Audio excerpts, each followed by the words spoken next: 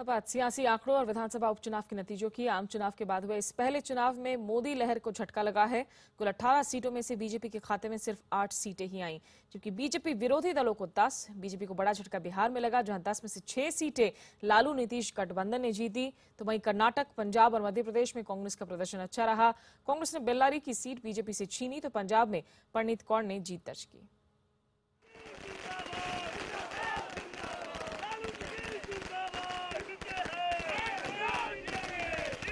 बिहार में लालू और नीतीश के महागठबंधन ने बाजी मार ली। कुल 10 विधानसभा सीटों के लिए हुए उपचुनाव में 6 सीटें आरजेडी, जेडीयू और कांग्रेस के गठबंधन को मिली, जबकि बीजेपी को सिर्फ 4 सीटें मिली। 6 में से 4 सीटें लालू की आरजेडी को, 2 सीटें जेडीयू को और 1 सीट कांग्रेस को मिली है। इन 10 विधानसभा सीटों में पहले 6 सीटें बीजेपी के पास थीं, हालांकि तब बीजेपी और जेडीयू एक साथ ही थे। इस नतीजे से बिहार के पूर्व मुख्यमंत्री नीतीश कुमार खासे उत्साहित हैं। उन्होंने संकेत दे दिए हैं कि गठबंधन अगले साल होने वाले विधानसभा चुनाव में भी इसी रणनीति के साथ उतरेगा। उपचुनाव के नतीजों से सद्भाव की धारा की जीत हुई है और उन्माद की धारा की हार हुई है और संकेत स्पष्ट है और इसका संदेश भी स्पष्ट है। अब आगे बहुत कुछ करना होगा।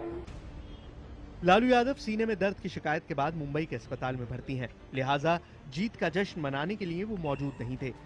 उन्होंने अस्पताल से ही कार्यकर्ताओं और प्रदेश की जनता को बधाई भेजी। इन उपचुनाव को अगले साल होने वाले विधानसभा चुनाव का सेमीफाइनल माना जा रहा है। बीजेपी के लिए इस हार को बचाना बड़ा मुश्किल हो रहा है, खासतौर पर तब जब पार्टी ने अभी लोकसभा चुनाव में बम्पर जीत हासिल की थी। उम्मीद के मुताबिक रिजल्ट नहीं आया है, लेकिन चिंतन करेंगे और जो 2 ग्रुप है, जो 2 ब्लॉक इकट्ठे हुए थे, उनकी चुनौती को स्वीकार करते हैं, मेहनत करेंगे और विधानसभा के चुनाव में उनको हराएंगे। बिहार के अलावा 8 और विधानसभा सीटों पर भी उपचुनाव थे। इनमें पंजाब की 2 सीटें भी शामिल थीं, जिनमें पटियाला की घरेलू सीट पर कांग्रेस की परनीत कौर जीती और तलवंडी साबो की सीट पर अकाली दल का उम्मीदवार जीता। मध्य प्रदेश की 3 में से 2 सीटें बीजेपी को मिली तो 1 सीट कांग्रेस को मिली।